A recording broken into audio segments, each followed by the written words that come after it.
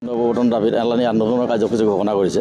প্ৰথম কাৰ্যসূচী হিচাপে যোৱা 24 ডিচেম্বৰ তাৰিখে অসমৰ প্ৰতিখন আঞ্চলিক সমিতিয়ে জিলা আয়ুক্ত, সমজিলাৰ আয়ুক্ত আৰু খণ্ড উন্নয়ন বিষয়া, ৰাজচক্ৰ বিষয়াৰ যোগেদি মাননীয় মুখ্যমন্ত্ৰী মহোদয়লৈ NPS, UPS বাতিল কৰি OPS পুনৰ্প্ৰৱৰ্তনৰ দাবীত এক স্মাৰকপত্ৰ প্ৰেৰণ কৰা হ'ল।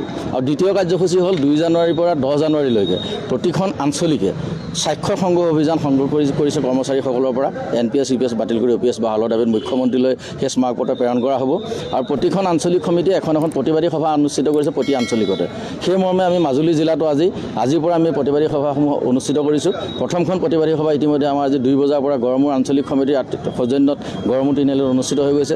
দ্বিতীয়খন প্ৰতিবাদী সভা আজিয়ে হ'ব আমাৰ 3 বজাৰ পৰা, এতিয়া 3:15 পৰা আমি কমলাবাৰীত অনুষ্ঠিত কৰিম।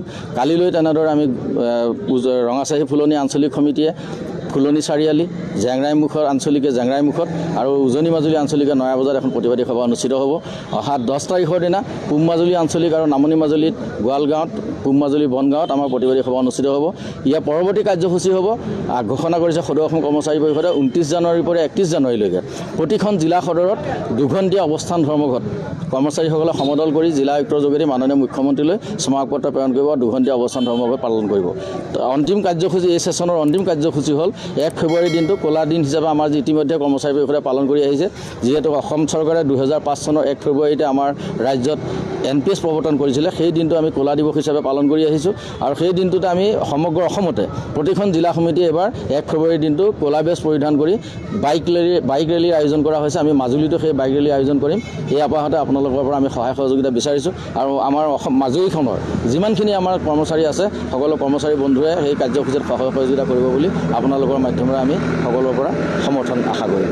নৱপ্ৰৱৰ্তন দাবীত এলানি আন্দোলনৰ কাৰ্যসূচী ঘোষণা কৰিছে। প্ৰথম কাৰ্যসূচী হিচাপে যোৱা 24 ডিচেম্বৰ তাৰিখে অসমৰ প্ৰতিখন আঞ্চলিক সমিতিয়ে জিলা আয়ুক্ত, সমজিলাৰ আয়ুক্ত আৰু খণ্ড উন্নয়ন বিষয়া, ৰাজচক্ৰ বিষয়াৰ যোগেদি মাননীয় মুখ্যমন্ত্ৰী মহোদয়লৈ NPS, UPS বাতিল কৰি OPS পুনৰ্প্ৰৱৰ্তনৰ দাবীত এক স্মাৰকপত্ৰ প্ৰেৰণ কৰা হ'ল।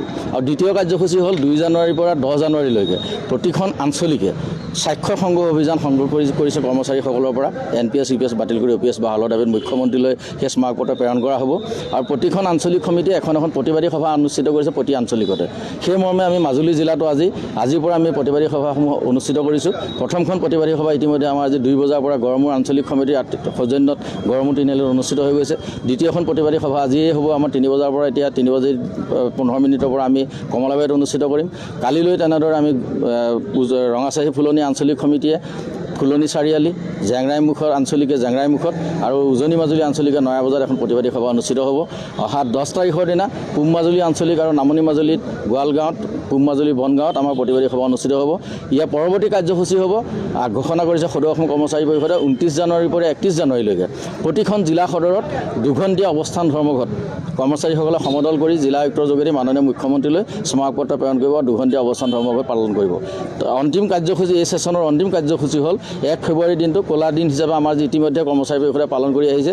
যিহেতু অসম চৰকাৰে 2005 চনৰ 1 ফেব্ৰুৱাৰীতে আমাৰ ৰাজ্যত NPS প্ৰৱৰ্তন কৰিছিলে, সেই দিনটো আমি ক'লা দিৱস হিচাপে পালন কৰি আহিছোঁ। আৰু সেই দিনটোতে আমি সমগ্ৰ অসমতে প্ৰতিখন জিলা সমিতিয়ে এবাৰ 1 ফেব্ৰুৱাৰী দিনটো ক'লা বেজ পৰিধান কৰি বাইক ৰেলীৰ আয়োজন কৰা হৈছে। আমি মাজুলীতো সেই বাইক ৰেলীৰ আয়োজন কৰিম।